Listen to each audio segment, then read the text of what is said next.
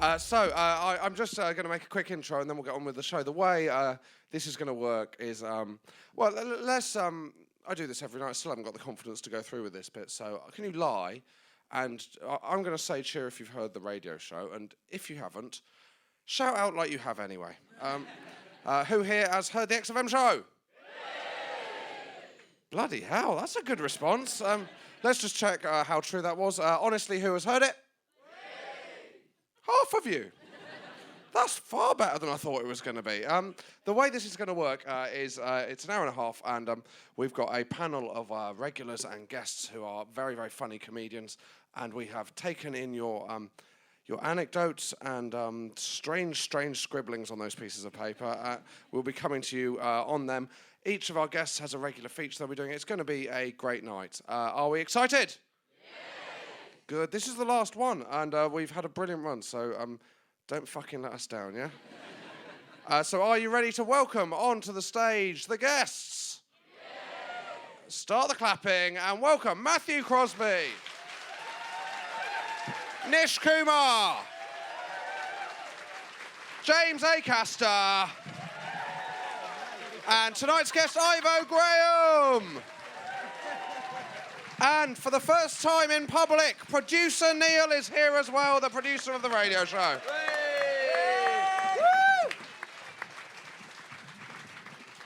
Have you got any from the audience, Ivo? There's so many. It's all gold. I say it's all gold. Some people have really...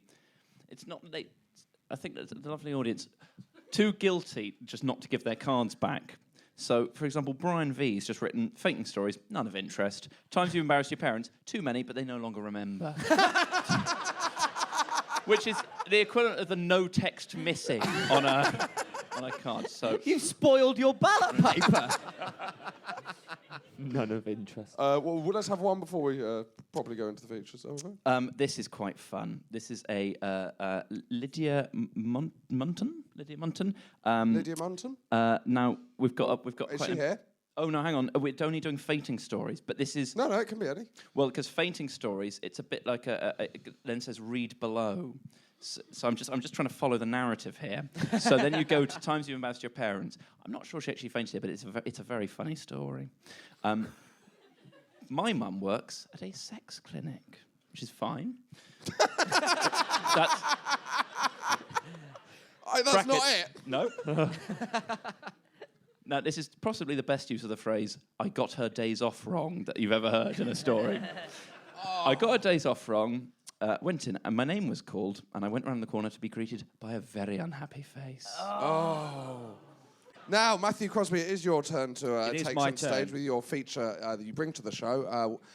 Each night, you're a huge fan of celebrity autobiography, and each night you've brought us a reading from a celebrity autobiography. So far, we've had...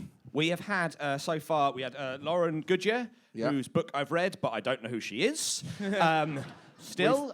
had Richard and Judy, Richard's vasectomy, which proved a bit much for last night's audience to take. And we had Cliff Richard, who we're not allowed to discuss due to the numerous legal slurs we brought up. Suffice to say, Neil did a lot of editing that night. Because we didn't do any. So I was going to actually, the one I wanted to, I bought this the other day on Penchire Road in a charity shop. I wanted to read from Cheryl Cole, Through My Eyes, but it turns out that what's going on through her eyes is a lot of fucking pictures, every page is a picture, every page is a poster. Yeah, pretty much, yeah. Although she does say, I do like this, she talks about supporting the Black Eyed Peas, and she says, I don't do anything in my life by halves, so I didn't want to go out on stage with just a mic stand. Yet, no performer wants to go out with a mic stand and no form of amplification to back that. But anyway, so that's hers. Instead, I've decided to pick from one of two Richard Hammond books. Now, both by Richard Hammond? Both by Richard Hammond. He's written 3 books about himself, which seems a bit much. The first one, On the Edge... That's because... No, I'm not going to make that joke. Yeah. So the first I know exactly the joke you're going to make. It's a good joke. Good joke. Well done, mate. And so did the whole audience. Yeah. And as one, they all went, I respect you for not making that joke, Josh, but I've now made it in my head. You're a very funny man. I was a bit lost in the cards. Could we do it again?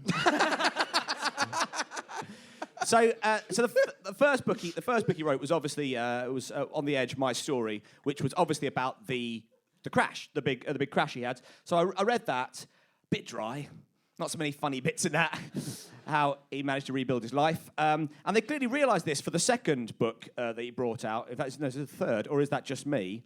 It's got a very similar cover, him just pulling a sensible face, except that the second one comes with stickers. Includes stickers to poke fun at the short bloke off of Top Gear. I really hope they told him they were doing that.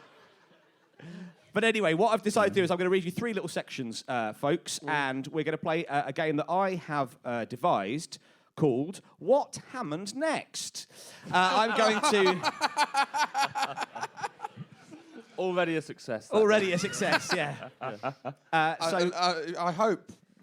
None of them start with him saying, I got into the jet car, gave the double defos, and off I went. That's not... Do you still have the stickers? I still got the stickers, yeah. We can have fun with those. Have fun with those I in need just to a mo. complete my collection. I really need a wreckage shiny.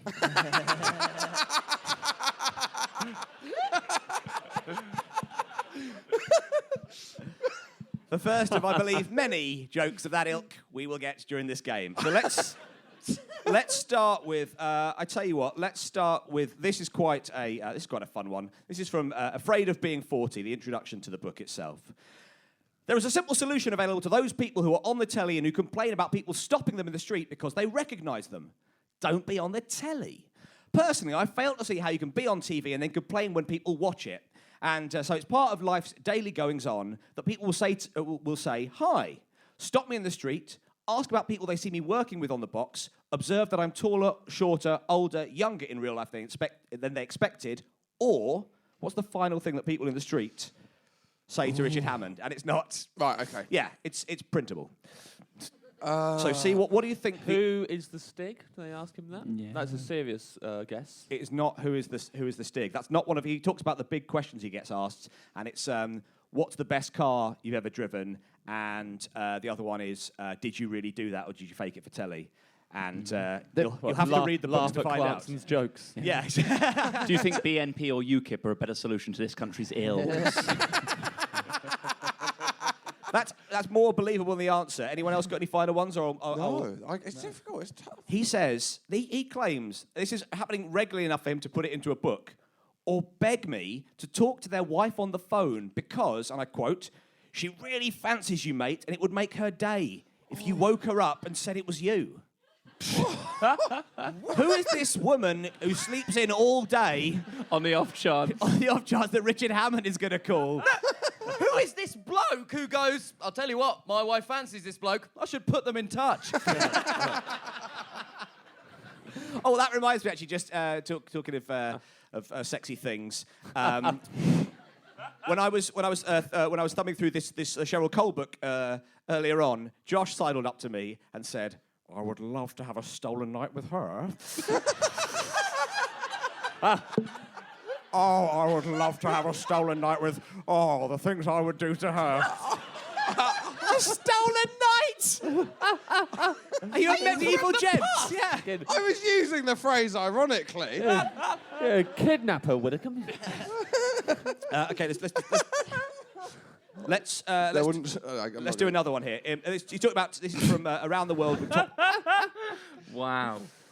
Around the World with Top Gear Live. In one sequence, we had a performing low-rent tribute to Evel Knievel. It called for me to ride out in a ridiculous fat suit and perform a tribute jump to my hero, the greatest devil of them all, Mr. E. Knievel. There is... that's how he calls him, Mr. E. Knievel. Idiot. Of Edgbaston. There is... Who writes it to say? No, so he says, there is, I discovered, a technique to what? And it's not driving a car without flipping out. I'm going to go with laughing at Jeremy Clarkson's jokes again. Yeah. You just imagine a different joke from a better man. Wriggling out of any punishment due to your blatant racism. Shit just got real. This has brought out to a political side to Acaster that I did not know. I can't tell you how much I hate Top Gear and everyone on it. I hate them so much. You must be loving this feature. Once they drove to Chernobyl, as that was their little funny little challenge. They went, we're going to drive there and see. We went basically try and run out of petrol. And if you don't run out of petrol, you've got to drive through Chernobyl. It's not funny, is it? It's not funny. Where loads of people died? Yeah. We're a bunch of lads. You've still got to get there somehow, though, haven't you? Yeah, you have to get there somehow. What's the answer, Crosby? The actual answer is there is, I discovered, a technique to performing a low-rent comedy motorcycle jump with a bad hip joint following a low-speed fall off a horse on your wife's Land Rover keys that wrenched your sacri whatever joint because you were too mean to pay for a properly fitting hacking jacket. We'd have been hard pushed to get that word perfect. Yes. I thought I gave you all the clues necessary. I know.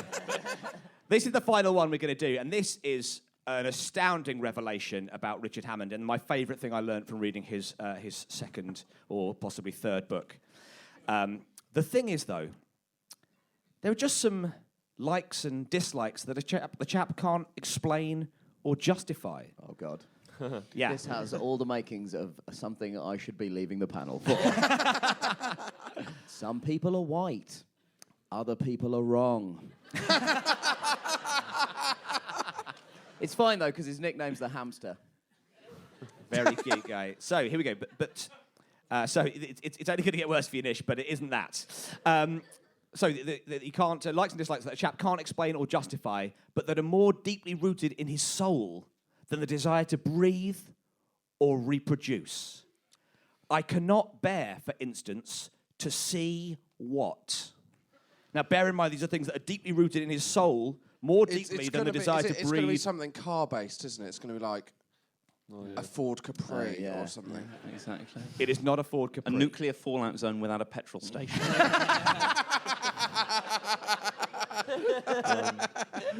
Someone cleaning a window with their hands. I'll back up, and here you go. So, more deeply rooted in his soul than the desire to breathe or reproduce. I cannot bear, for instance, to see packets of dried pasta in the kitchen. It's not that I don't enjoy a plate of pasta, or that I connect the sight of the stuff in its dry state with some ghastly childhood linguine incident. The sight just depresses me, and it doesn't, quite frankly, bear analysis. It is a cracking book. It is an absolutely cracking book. Do you think you were struggling to reach the word count? Almost certainly. No, that was the first anecdote in. The rest of the book is all filler. Probably got the book. So that was it. That's is it just me? Thank you very much, Matthew Crosby. Cheers. Any more, Ivo? Yeah. Okay. Well, yes. Jonathan. This is just funny because he's got the name of What subject? fainting. The story's sort of not huge. It's not bad, but it's what he's called the film. Watching 128 Days Hours at the cinema.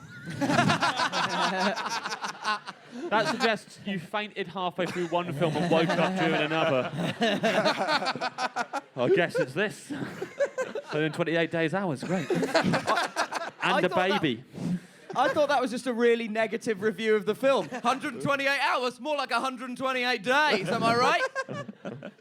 It's quite a grim film, isn't it? That'll be why they're fainting. Yeah.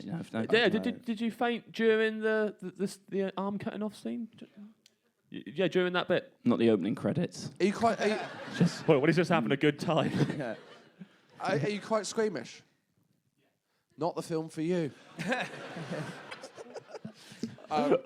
Jason Dawson bragged to my times you embarrassed your parents. Bragged to my mum about having an erection in PE when I was 8.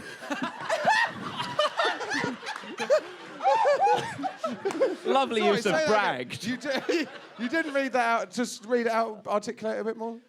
Bragged to my mum about having an erection in PE when I was 8. Oh, wow. geez, Jason, are you here? Jason. Where are you, Jason? So, what happened, Jason? Were you 8 when you told her, or was it like...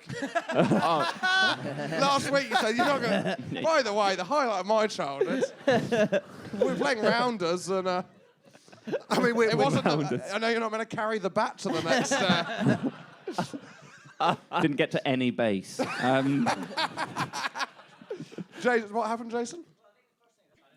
So you were turned on by anything. Yeah. So but you what understood the was the- concept of bragging to your mum. Bragging. I love bragging. Just So walking you- in. Hey, if you- Mum, you know you said I would never be able to do it. PE. Well, I did so well. I aroused myself. What was the phrase you used to describe it? Presumably you didn't know it was called an erection.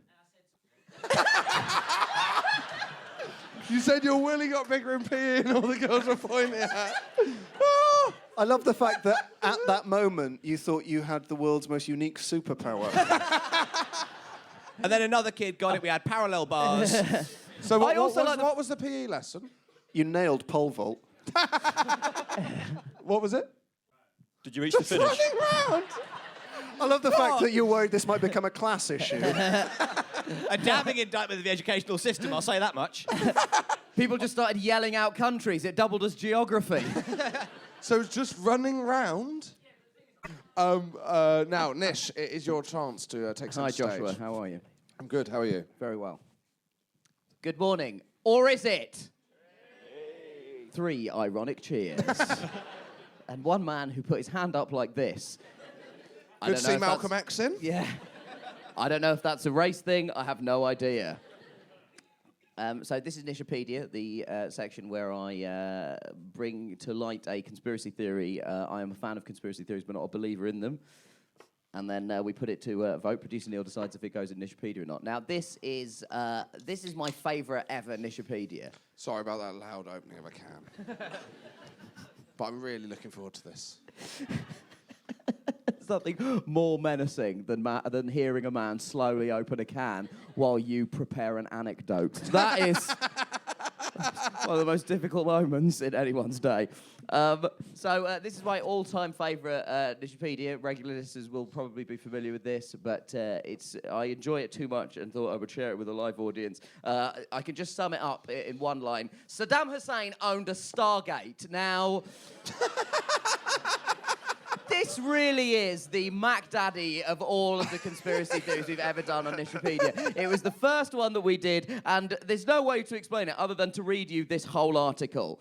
Imagine this scenario. The US government obtains intelligence that hidden somewhere in central Iraq is an actual Stargate, as What- opposed to these just for- fictitious just for- ones that have been left lying around that we all Can know I just, about. for people that don't know, what are we saying is a Stargate? Oh, a Stargate is a big gate. It sounds plausible now. It actually does sound like he might own a Stargate. If you haven't seen Stargate because you were having sex, it's essentially a movie where there's a giant big gate that allows you to travel between worlds. And who's this S. Hussein figure? He was the villain in the movie Hot Shots Part 2. Great reference. And also in the Iraq War and Terrorism. Was he the villain in that? Yes. Yeah, he was, yeah. Yeah, he was. Yeah, he absolutely was, Josh. He definitely was, yeah. Stick to noticing things, Widdicombe. Stick to... This is not. Who is Saddam Hussein? This is not the time for you to try edgy comedy. Feeling sorry for him. Imagine this scenario. The US government obtains intelligence that somewhere in Central Iraq is an actual Stargate, placed there by the Anunnaki gods of ancient Sumeria. With time running out, President Bush invades Iraq. American scientists raise the museum and close the Stargate, thus frustrating the grandiose ambitions of the self-styled reincarnation of Nebuchadnezzar, Saddam Hussein. Is this the sequel to the movie Stargate? Is it a new episode of the TV series? Is it a new Star Trek movie? No, it's none of these. According to Dr. Michael Saller, and this is the key sentence, it's probably exactly what happened. Now, probably exactly is an absolutely extraordinary pair of words to be jammed together. It's also the original title of Oasis's debut album. I love every conspiracy theory should start with the words imagine. Yeah. Because that's essentially what they all are. Also, the other thing I love about this is finding a Stargate. The first two questions are, is it from the movie Stargate? Is it from the TV show Stargate? Is it from Star Trek? Like there's been some sort of weird star-based crossover. Did C-3PO fall out of it? Anyway. Could you sing the article in the style of Imagine? It's what we all wanted. Is it just alternate lyrics, fan fiction for John Lennon?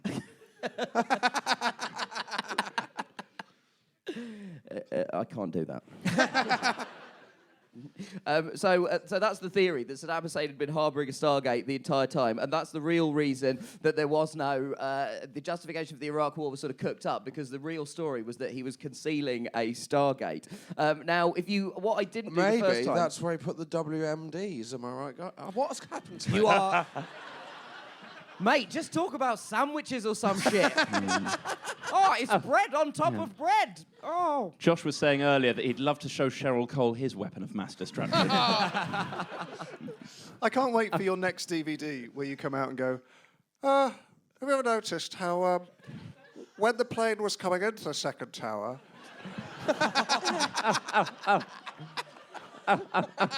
Why was there no crash site at the Pentagon? We need answers. And what's with tower number 9? I mean, it was an inside job. Your impression of Josh is basically... excellent. No, it's Alan Partridge 2 octaves higher. Which is Because absolutely helium ideal. works on Alan Partridge. Alan Partridge at a Shoe Express. Which is exactly where he would he love would it. love it. He would love it. So if you scroll down into the comments, which I hadn't done before, there's various people who are questioning this, but not in any way that you would think. Because obviously your first question is, why would anyone say this? But not the users of conspiracy.org. The commenter whose name is Informant says, maybe someone left the Stargate there. Yep, that's pretty much a description of that.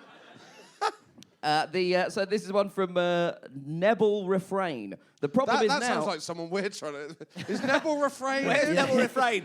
Stand up, you one-legged bastard. Where are you, mate? Friends of Monty Gimple. Arm in arm. Nibble refrain and on Monty Gimple.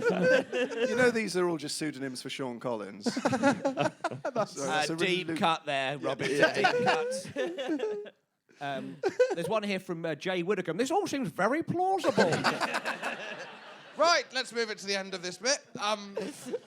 Are you buying it? Do I believe that Saddam Hussein had a Stargate? Is that what you're asking me? Seems so. I think from your tone, you've already answered. Well, if I haven't made the case strongly enough, this user has a very, very persuasive argument. He just put, I mean, come on, he had a very deep voice. I've been won over. Yes. I'm going to say no, because I'm not completely sure what he used it for. What are they even accusing him of? That he was going to use the Stargate to basically invite in a load of aliens to invade the Earth So and he never elect got him to. as the new president of the You universe. never got to use it. Never got to use it because old Johnny Bush and Terry Blair's. What? I don't improvise well.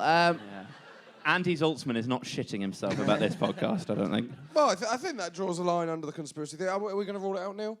No, we're keeping it in. Keep it in. Keeping it in. That's the best one. It is. So we're saying it's true. Yeah. Neil believes it's true. I think it's true. Yep. Yeah. Doubting me? No, do you know what, mate? Absolutely not. You're going through a rough patch at the minute with a red light bulb and some people having sex next door to you.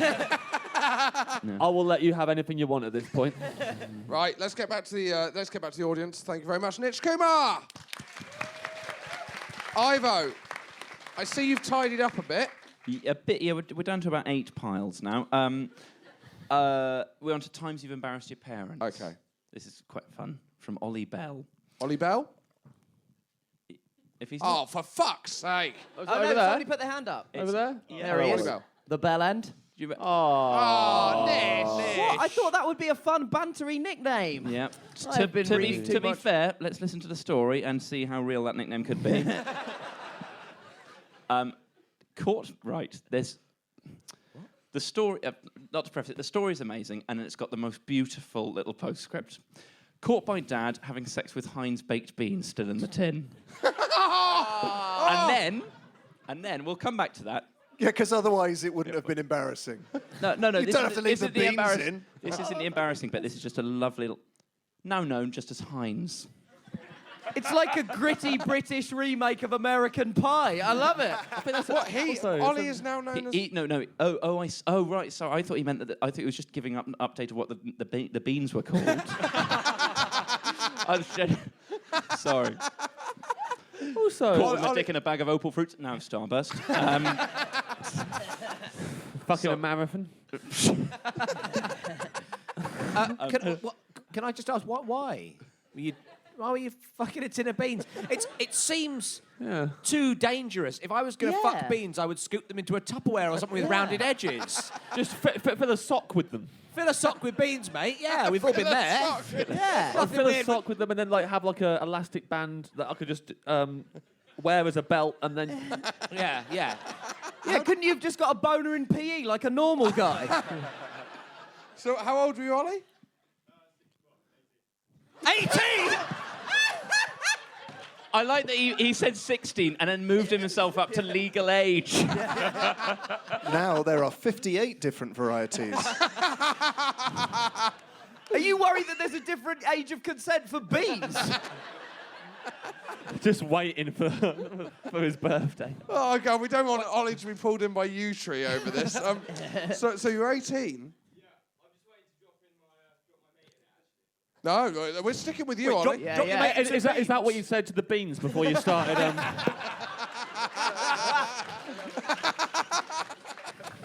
So what happened, Ollie? Oh!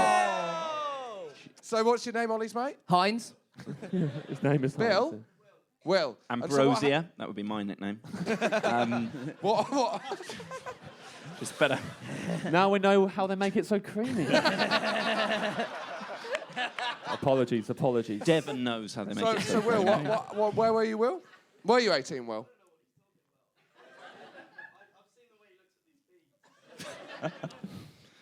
Is this not... Which one of you, and I never thought I'd be asking this question, which one of you two fucked the beans? Or is this another story that involves the phrase cross swords? Let's leave it there. Yeah. Let's leave it there. Another one, Ivo? Okay. I'd like to see Ivo present a game show. Just love the idea. And the next question is, oh God, okay, it's a very difficult system. I don't think the audience give the questions on the way into the recording of the game show, Nish. Okay, it's actually quite a difficult live environment. How long's that scrape been knocking around? Because I actually think it was the first scrape you told on the Josh Widdicombe podcast several months ago. So that's fine. The thing is, I'm not just a. I'm the one who does the scrapes, mate. Back off. The thing. Or are you? Oh God. This has got... Fuck you, people. This has got really ugly. Can you come down and fuck some beans just to sort of relieve the tension of the room? Some sexy moves. Right, I've got an embarrassing story. Let's get on with this. Kate Bufton. Kate Bufton? Kate Bufton, there. Hello, Kate. Hello. The best bit of this is the name of the play. Performing in the 1960s play Spring and Port Wine. My kind of play. Spring and Port Wine. My skirt fell down on stage, exposing my arse to parents, brackets, and the vicar. Were you performing this play in a 70s sitcom? Please tell me the vicar's not a pseudonym for something. I did the first laugh I ever got on stage. I was at the, not the last. Oh, we don't want to hear about your gig tonight, mate. But It's very zingy tonight, this, isn't it? I was in a production of Nicholas Nickleby, the first and only ever stage production because our school didn't ask for the rights because we didn't give an F. And it's too long. In my death scene as Smike, Oh, spoiler alert. See it next week. Spike dies. Oh. In a very moving scene, which my drama teacher's dad described as ascending to professional acting, I sort of hunched over in death, and the crowd burst out laughing, and I didn't understand why. It's this sort of 100 parents and teachers, and I'd forgotten to remove my fashionable Calvin Klein boxers. So Victorian Smike had died with just one spot on him that had lit up the line Calvin Klein. Oh. Ivo, one more. Oh, are we not going into Spring and Port Wine a bit further? I want to know what Spring and Yeah. Port Wine's Yeah. about. Sorry. What's it about? What's the plot of Spring and Port Wine, Bufton? Is it Laurie Lee? Is that the author? I remember. That Side with Rosie didn't that's base Side them with all Rosie. on booze. Sorry.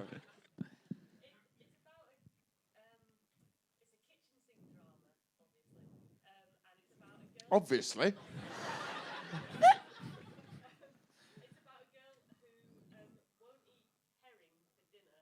It's about a girl who won't eat herring for dinner. That old theatrical cliche. I think that's a euphemism. But she'll go for the beans. Once prepped. So the girl won't eat herring for dinner? Because the subtext is she might be pregnant. Wow. Go on, tell us. We're never going to see it. Is she pregnant? You never find out. It's like Inception. But shit. Conception. And so... Absolutely, Excellent work. entirely justified. But weirdly, and only so from this what side of the room. Yeah. So, on what point did your trousers fall down?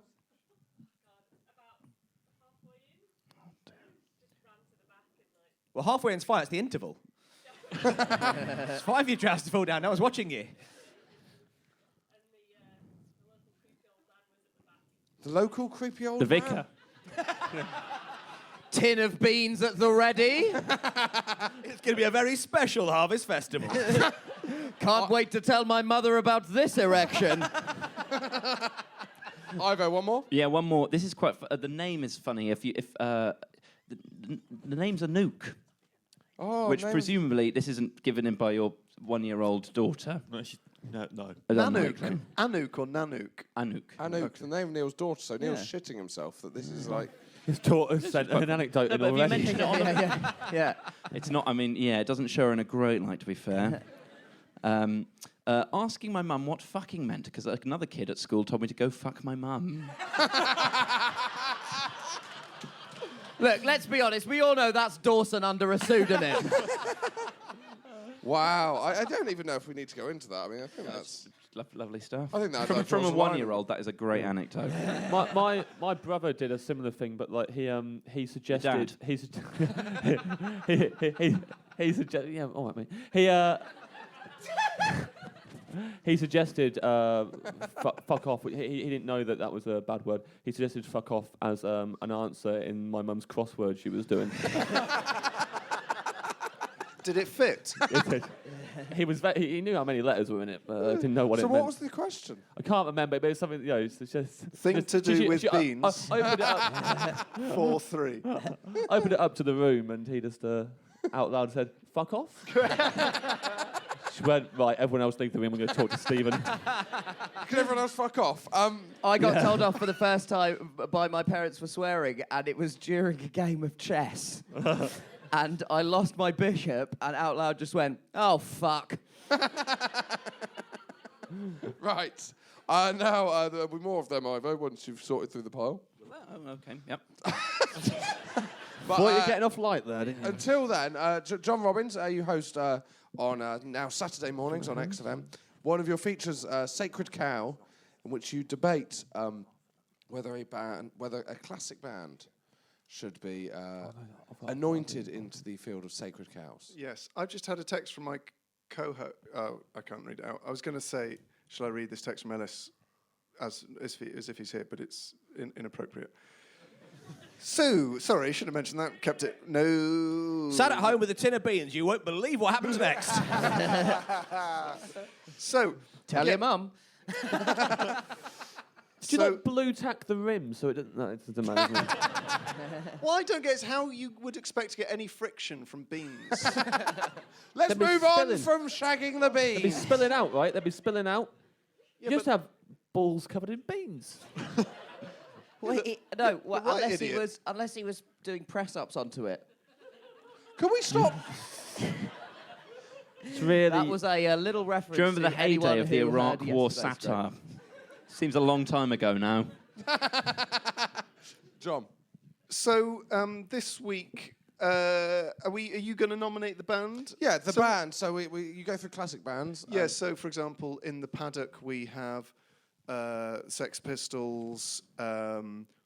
Excuse me. That was a bit of Shandy Windy Pops. That's lucky because to the listener at home, it sounds like you turned into a cartoon tortoise. Yeah. Or there's a couple of hipsters going, "I've never heard of the band Burp." So, for example, in the paddock we have Oasis. Oasis. Blur. Controversially. Blur, controversially. Sex Pistols, controversially. The XFM playlist, essentially. Yes. In the paddock, we have Prince. In the abattoir. In the abattoir, we have Prince and U2. So, who would you, this week, Josh, I would like to nominate? I would like to nominate for discussion a band called the Wow Scenario. What? Have you Now- lost your mind? Now, people, has anyone here heard of the Wow Scenario? James? Yes. Who are the Wow Scenario? The Wild Scenario are Graham Wicks and James Acaster, and they were a band in existence in Kettering between 2004 and 2007. So this was your band before you became a comedian? Very much so, Josh, and I took it a lot more seriously than I should have. What genre of music did you guys operate in? Experimental jazz pop. Do we want to hear some Wow Scenario? Well, Yes, please. Or Do you wanna want to discuss them? first? I've grabbed some stuff off Rolling Stone of their sort of top 10 bands of all time article. And if you want to hear a bit about them before hearing Yeah, a let's hear track, a bit about them before then. Sounds about right. the Wow exclamation mark scenario. Exclamation mark in the middle. That's amazing. Who does that? Godspeed You Black Emperor and the Wow scenario. The Wow scenario were a The two-piece. Go Team.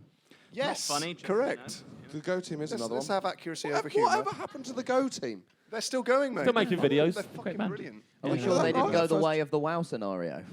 What, into Rock and Roll Hall of Fame? Thank you. So let's take us through the Wow Scenario for people that... The Wow Scenario were a two-piece experimental pop group formed in Kettering in 2004 from the ashes of post-hardcore heroes Three Line Whip.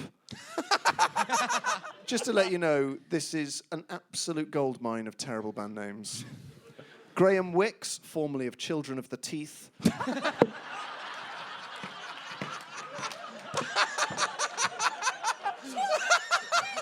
Not finished yet.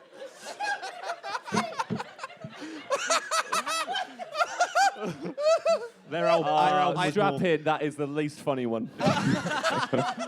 Children of the team. I think I'm going to be sick. It's like you're describing a bad dream. So I was in class and then the children of the teeth turned up. It also turns out you don't need helium to get Widdicombe's voice to that pitch. Just mention an old Acaster band name. So you weren't in Children of the I was Teeth? not in Children of the Teeth. Were they good? They were a hardcore band. They were pretty good. All their songs were about a minute long and were about not following the rules. their album was all fillers, yeah? Very good. There he is. He doesn't speak much, but when he does, it's fucking good. Ollie goodness, ladies and gentlemen. I nearly made a terrible tooth joke. What was I'll do it? it, I'll make it. Yeah, yeah. Do what it, was do it, do it, And do it. they had very incisive guitars. There's no Fucking doubt. Awful puns, the list. That's an actual quote from a review I got this year. So, well, we have already got to their first... Sorry, it's just that guy has been leaning over to see James for quite a while. And he finally gets to see what he looks like. It's like Blind Date, mate.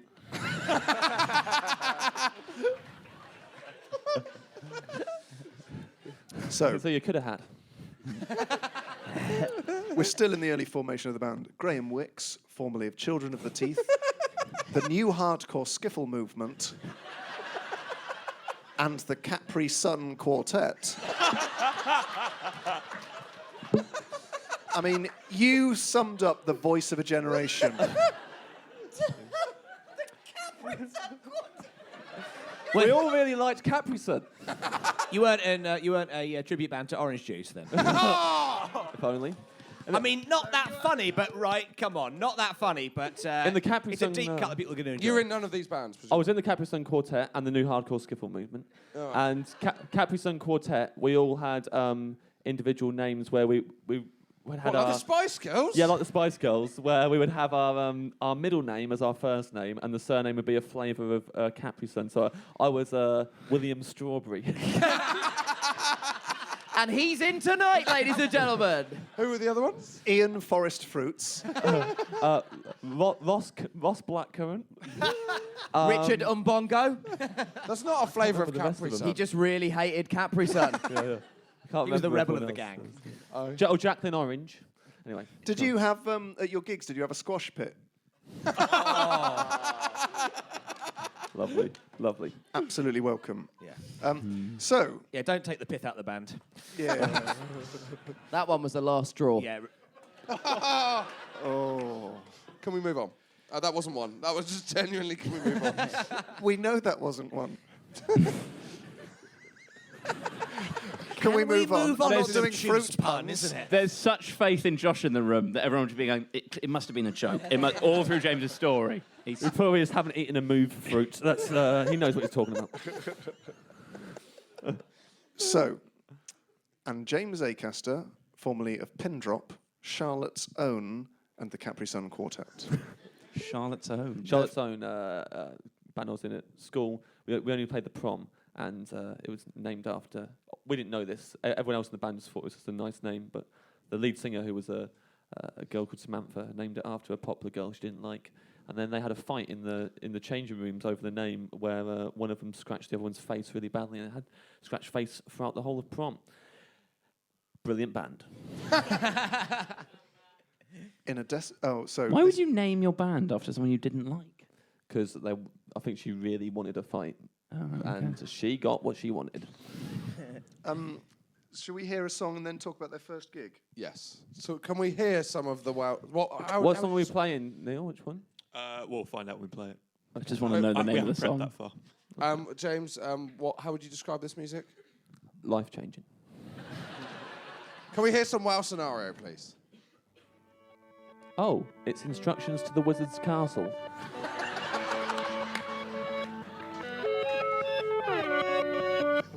Reverse guitars to begin with.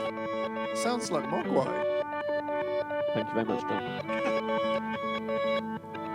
Listen to the drums. Skeletons stop shaking when silence starts to sing. It's these social situations you got yourself in. Drumming. Whoever makes this look Quite derivative of Children of the Teeth, really. confidently, she interrogated me. Wow, trying to push me into another mood. So long, there wasn't any need to change. Tough listen, isn't Oh, it's not easy, mate. Is that you singing? I may also be singing. Not a good singer. I think wow scenario. Yeah. Technically, that was life-changing in that it made you decide to be a comedian. It sounds like a sort of cross between Mogwai and Gorky's, which is amazing because it was only 7 years after the formation of those bands. So in many ways, you were ahead of, so... You know, in that early section of the show, the fans will know that anyone can play guitar. It'd be a great one for James, a few years down the line. Try and play guitar. No, No, it the was feature. celebrities that have released singles. Oh, yes. Oh, yeah, because it was yeah. Anyway, we move on to their first gig. Their first gig was at the Northampton Picturedrome. terrible gig. Now, every comedian will cry when you say those words because it's the worst gig that has ever happened. It's the only place where I have ever died as a compere, which is a fucking horrible scenario because you have to die every time you come back on. I actually got an email after I did a gig at the Northampton Picturedrome, which said that I was one of the best compares the guy had ever seen, but it was then followed by the quote, despite what everyone else seemed to think.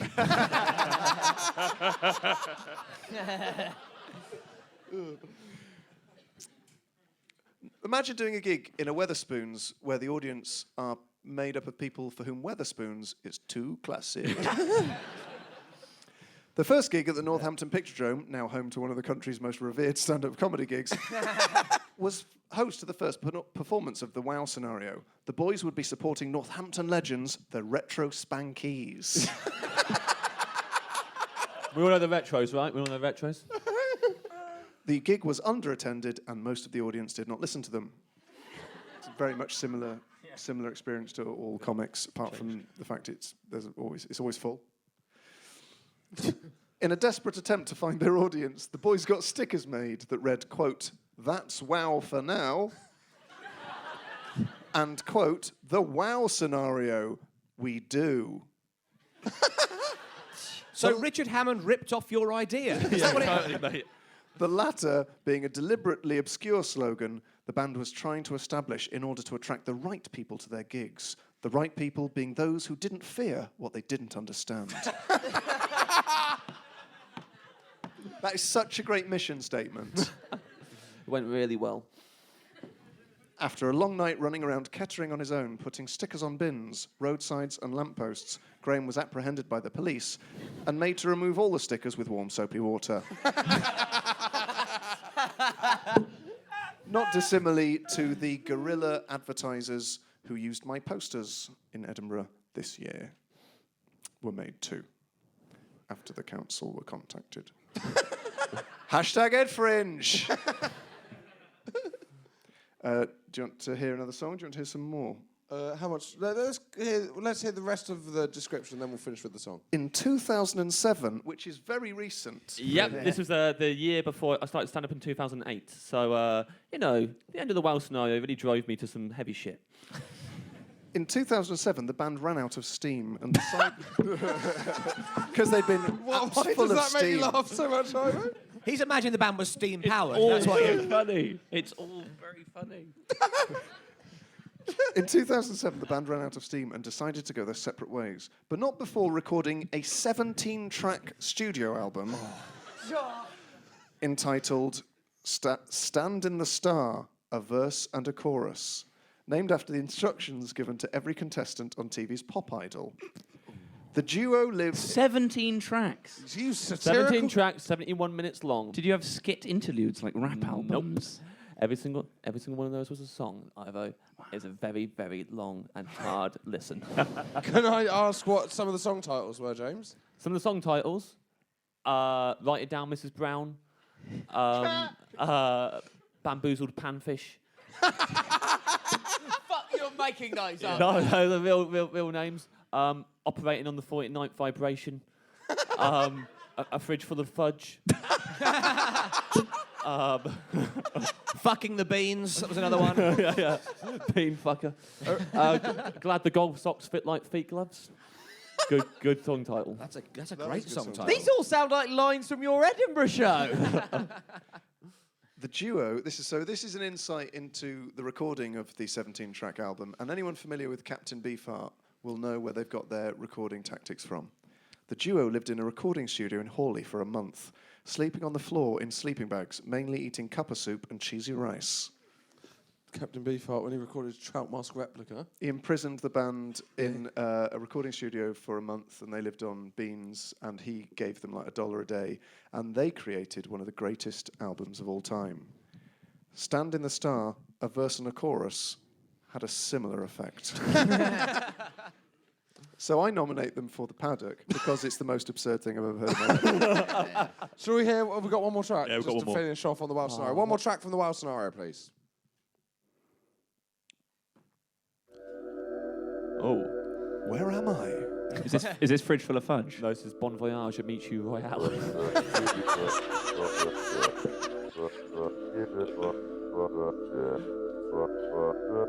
Sounds like a massage CD. Yeah. My favourite type of music is music that sounds like it might be a mistake.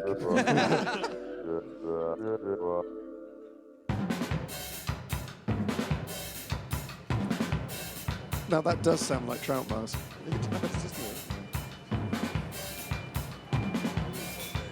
Yeah. Lovely. Lovely, right? It's a long intro. God, I'm crazy every time I sing it. I think that's enough of the wild scenario. He's just started singing. Yeah, sorry. well, we are Singing's the under time worst bit, pressures, mate. and Like- fucking hell, it like takes no- long to get into those songs. No, right, no bullshit. That sounds fucking incredible. You love it. I really do like it. Do you- Oh, but- can I have a CD? Am I being set up for a joke? No, literally, you're not. I've got Seems at the shitty minute- taste it in seems at music. the minute that I'm going to go, yeah, do you want to go? We can shove it up your ass. In front of Right, everyone. let's take it to a vote. Now, if you... we're going to have a vote whether they should be in the Paddock as one of the greatest bands of all time. I mean, it seems academic now, really, doesn't it? I'm going for it. Or whether Yeah, we're go for going it. to I rule really enjoyed against what I them. heard. Anyone in the audience? As a Matt, total- come on. Hands up if they're in the Yeah, paddock. hands up if they're in the paddock. Okay. That's not bad. And hands up in the abattoir. Abattoir. They were a poor imitation And of the they have Capri Sun made it into the Quartet. paddock. They've gone to the paddock, yes! Who knew? Who knew? And that, James, brings us on to our final section, which is... Wait, guys, by the way, we are having a listening party afterwards. If you all want to come along, there'll be beanbags and drums. It's going to be really chilled out. But, really Don't say bean around that guy. and now, beanbags himself. Henry Packer has arrived. Henry Packer. Round of applause for Henry Packer, who has arrived because James Acaster is about to do his final scrape. Each week you bring us a scrape that you've been into in your life. Henry, it's that song. Kind of embarrassing things that happen to you, like the WoW scenario. Henry Packer will draw this while you are doing it, and then we will give the drawing away to the best anecdote of the evening from a person, which is clearly Jason the erection in PE. Yep. Or is it fucking the beans, which I don't think happened? Fucking the beans. This sounds so much like a... Well, we will come to that. Stronger. James, what is the scrape you have for us on this final live performance? So this happened a couple of years ago, and it doesn't show me in a particularly good light, but I'm still quite proud of myself. So I opened a tin of beans. Yeah. I've been out with Josh actually, and some other people, and I got very drunk. Very drunk, and lads in town, right? And I got the night bus home. I live in London, and I got on the night bus. Josh and was away normally- stealing a night with someone, presumably. It's 2 a.m. I'll take anything. Acaster's gone, so it's all fine. Helium, no use to me, mate. So I was on a night bus on my own, and I normally keep myself to myself on a night bus. I don't really do much. I'm quite a nice, timid person. But on this particular, I remember at one point turning to the girl next to me and asking her where we were, and she told me to shut up and not speak to her. So and started out very friendly. What and kind of time was this? Like 3 This was like pretty late, 3 or 4. And then a group of about 10 lads got on the bus, and they were proper lads as well. And they all got on, and Ivo was, as usual, the ringleader. And come That's- on, lads, that's don't not be a afraid to euphemism. let your hair down. My catchphrase. Yep. And bus was full. There were no seats left. So the lads just stood in the aisle of the bus. They were all eating chips and really loudly shouting. You know, they just take over the whole bus. And everyone else went very quiet and scared. And they were shouting very loud. And at one point, one of the lads started shouting about his friend, going, "What's that, Robert? You want to suck a dick, mate? Hey, everyone on the bus. Robert here wants to suck a dick. There's nothing Robert likes more than sucking dicks really, really, really loud." And then Robert went, shut up, Alistair. And then I said... Were you sat among the lads? I was sat, they were kind of like, as far from me as this gentleman is here. They were kind of like, in front of, I was in that bit of the 10 bus. foot, 10 foot. Yeah, about there. So that's where Alistair was. 15. I love it when big groups of lads are immediately made less menacing by their names. Yeah, Alistair. I got beaten up by these big guys, Robert and Alistair. Yeah. So he said, "Shut up, Alistair." And I thought in my head this was funny before I said it. I thought this was funny and the lads would all think it was funny. So he said, "Shut up, Alistair." And I went, "Yeah, Alistair, you want to watch your mouth."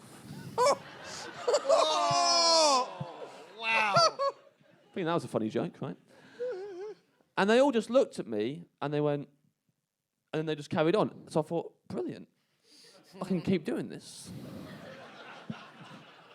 Don't mess with him. He's the guy from the WoW scenario. They didn't respect the rules of music. They won't respect the rules of the bus. So I thought I'd just carry on doing it. So I carried on doing it all night, all the time on the bus. Every time Alistair said something really loud, I'd do a quip, always involving his name and quite loud. So at one point, Alistair went, "There's too much sauce on these fucking chips." And I went, "Classic Alistair." Really loud.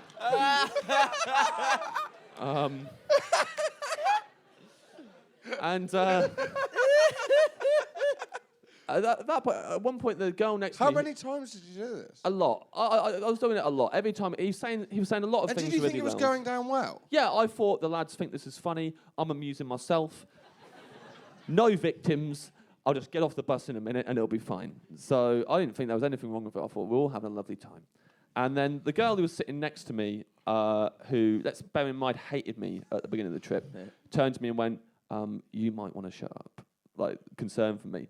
And I went, why? I'm not scared of Acaster. He looks like he's about 16.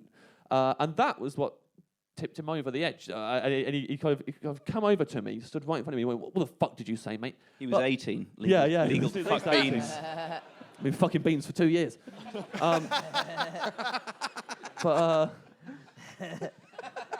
Came over to me and he went, what the fuck did you say? And but because I was so like, I've been trying to get his attention for ages, and so I was so happy that he was finally paying me attention. So I just I went, I just said you look 16, Acaster.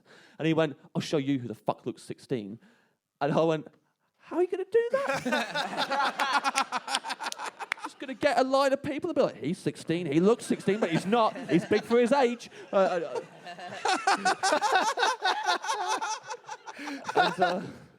Did you have any fear in you at this point? No, at this point, no fear whatsoever. Just thinking, me and Acaster were now like a really funny double act, and we're having a little laugh with a couple of mates. And then he went, no, I'm going to drag you out the bus by your teeth and kick your fucking head in. Right, and then he started really... He was a child of the teeth.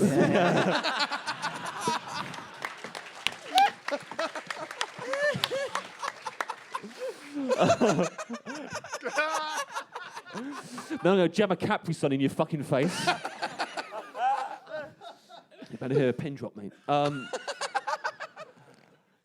So he started graphically describing how he was going to beat me up. He's going to take you out, so I'm going to stamp on your eyes and then smash your head against the curb, all this stuff. And this point, it was the funniest thing I'd ever heard in my life, in my head. So he was telling all this graphic stuff, and I was really laughing. I was doubled over. I was really laughing about it, so much so that his friend intervened, put his hand on Acaster's chest and went, Acaster, you might want to back off, mate. This bloke looks mental.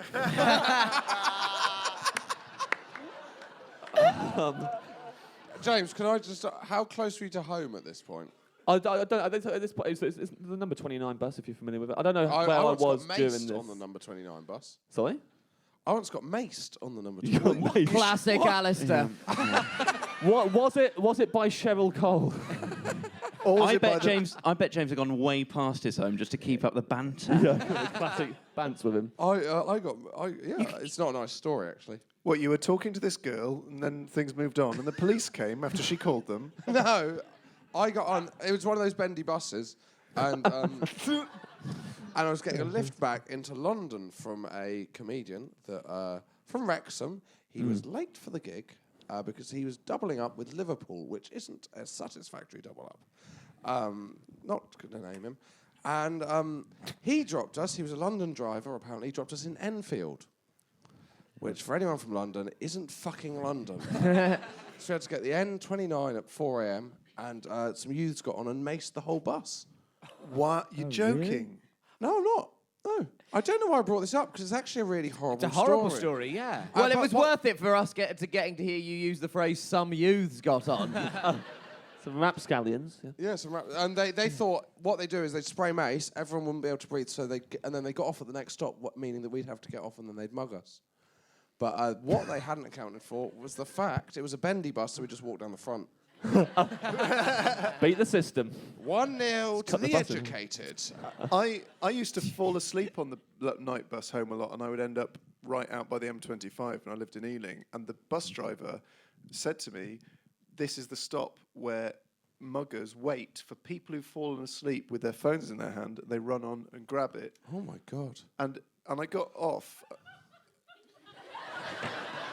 Nelson! And I got off, and he was driving the bus back into London. So I said, can I just stay on the bus? And he said, no. And this was at 4 a.m. He said, you have to wait. And I watched him drive the bus around the corner, wait at the next bus stop for half an hour. And I had to stand outside the bus for half an hour. And then he opened the doors. I got on and said, single back, hi. And then we drove off. Absolutely ludicrous. Bloody ticking boxes. Life, eh? Where were we? So, I'm glad you told that, because it did bring us round from my awkward macing story that created an odd energy in the room. No. And we're back there. Sorry. Fun fact: Mace is based on hot sauce. Carry on. James, rescue us. Okay, so There wasn't any hot sauce on his chips. I was on the night bus. So yeah, at this point, I'm laughing at him while he threatens me. His friend says to him, Alistair, you might want to back off. This bloke looks mental.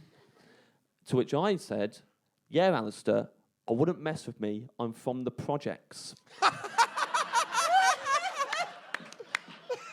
If you know where the project... I'm not from the projects. Very from the projects. Unless it was a And- geography project. Yeah.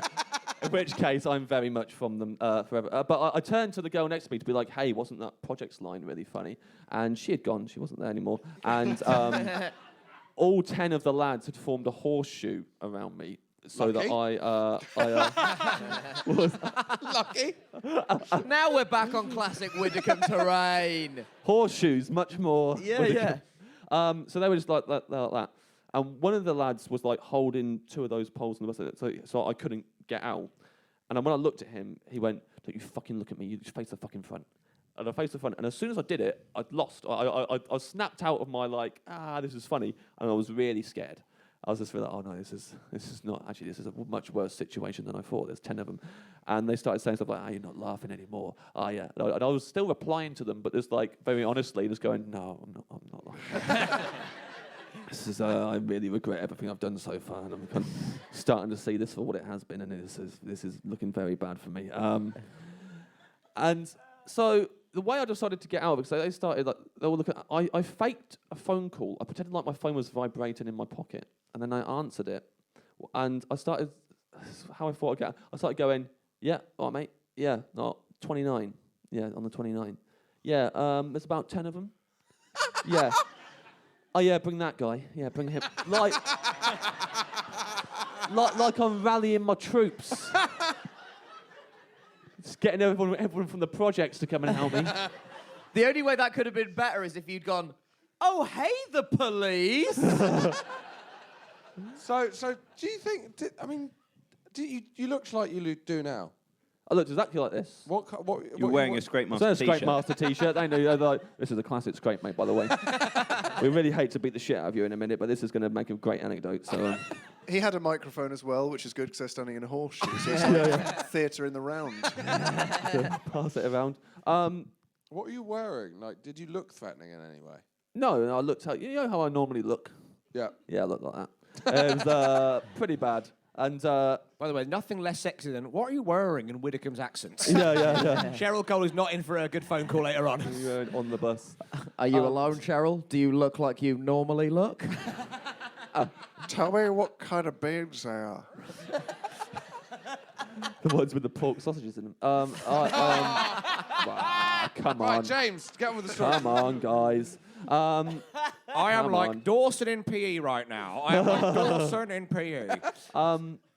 Yeah, so I was faking the phone call, and as I was doing that, they started to actually get distracted and start looking at each other and go, "Who the fuck are you talking to? Who are you talking to?" At which point I got confident again, and I went like that to one of them while I was For people talking. listening, Just put my James- finger in the air, like, "Excuse me a second, I'm just talking to my associates who are going to duff you up." So, duff you up? To duff you back to the Stone Age, mate. sorry, Alistair, do you want a knuckle sandwich? Yeah. You bunch of youths. So that kind of like distracted them enough. And we were on the bottom deck, and we got to a bus stop, and underneath the arms of the guy who like was holding the poles, I could see the doors. And so like we stopped, and the doors like hissed open, and then when they hissed closed, I basically when I was on the phone, I went, "Yeah, bring that guy," and then just kind of jumped into like a U shape under his arm, leading mainly with my head, like a salmon jumps. Under and really high in the air, towards. From the moment I left under his arm, I didn't touch the floor. I was jumping as I was going through the air. One of them attempted to kick me in the head, and I dodged it in midair. Sorry, was this the Matrix? Were you going on Bear in bullet mind, I was time? very drunk, and it may have seemed cooler in my head now. Leaping through the air, and I went through the doors as they were closing. They closed behind me. I landed on the other side of the doors. And here's an image of a man who's not learnt his lesson. As soon as I landed, I just went, On the other side, just arms splayed like, yeah, fuck you. And then it drove off, and then I realised there was another bus stop about 20 seconds down the street. I just ran into an alley and ran home and got away with it. But when I woke up in the morning... That is an amazing different side to James Acaster when he drinks. Yeah, I wasn't, as I said, not showing me in a good light, but, you know. Still a scrape, isn't it? That's still a scrape. That's a genuine scrape. That is a genuine scrape. That's the difference between a scrape apprentice and a scrape master. Round of applause to James Acaster! Now, to end the show, Henry Packer, who is not just a comedian but an excellent artist. Can I also just say, The Guardian described Henry Packer as the touchstone for modern comedy. Wow! And he would never say that about himself, but I genuinely agree, and I was very moved when I read it. It's true. Was that in a review? Yes. Ah. I think touchstone, which... The touchstone for modern comedy, 3 stars. What is a touchstone? Is it what is it? As in, you are the stone that all of us will go to touch before going to our gigs. Like the beginning of 2001 with the monkeys. Is it like that? I've never seen 2001. No. They all touch this big stone, and then they can do stuff like make fire and things like that. Is that Packer? And does the stone get a really good review from The Guardian? Yeah, they say it's like Henry Packer. Now, Henry, the touchstone in modern illustration you have drawn. So do you want to present this to the audience? This is a drawing of James's scrape to end the show. I think this should go to Jason, who got an erection in PE at the age of 8. Jason and his erection. Should we sit on the stairs like a sort of a fun album bunch of cover for boys. the WoW scenario? The WoW scenario mainly did their photos outside power stations, mate. Urban. Wearing, also in all our photos, we would wear, our friend's mum made us grey T-shirts with black shirt collars sewn in and Velcro ties that are Velcroed on and off. We wore them on stage and in photo shoots. Nice little outfits. Did I say outfits? I meant wow fits. That's what we called them. We actually called them that. Henry. Okay, so I started off just by doing some warm-up poodles. One of them's wearing a fez! Yep. One of them smoking a cigarette, which is wrong. Yep. So we've got shady-looking poodle smoking with the shifty eyes. We've got poodle in the fez, standard poodle, and a sort of futuristic poodle. He's got a jetpack and he's some sort of weapon. They're just warm-up poodles, though. And because this is on the radio, isn't it? We can say that these are really, really brilliant pictures of poodles. Okay, so what... Ah, yes. So this is... So that's James, who's sweating and nervous, and these are what he considers to be lads.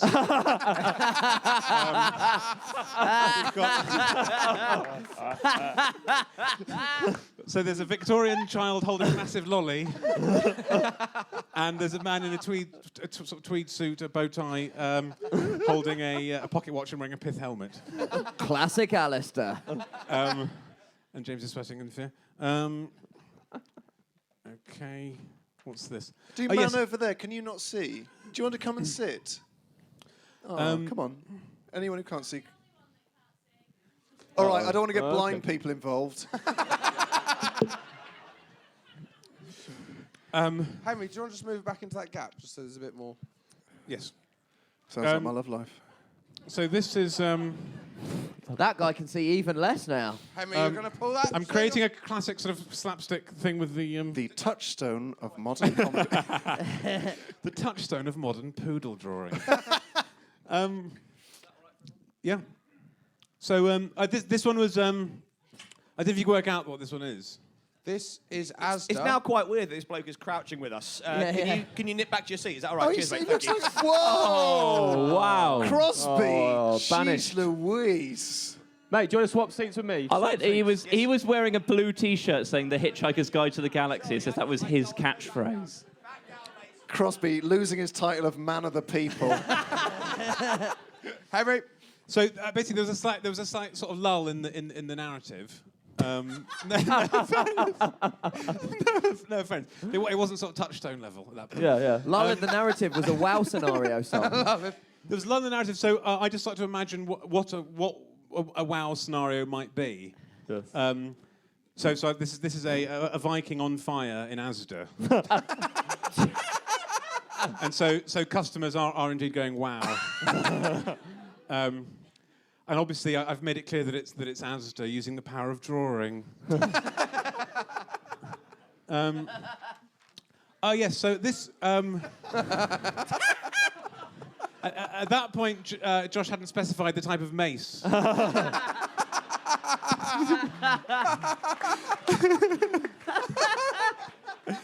I assumed you'd run into some people on the way back from a medieval battle reenactment who'd had a few too many. That's just being nice. Oh yeah, so this was a lull. Ivo's just gone to the toilet. Okay, this is an 18-year-old having sex with a can of beans, I think. We should just give that to him, shouldn't we? Jason shouldn't have that. Yeah, just take that one off now. Give it to the That's a bee. can opener, which he was very pleased because he remembered where it was, so he was able to. Oh yes, so this is James coming from the project. He's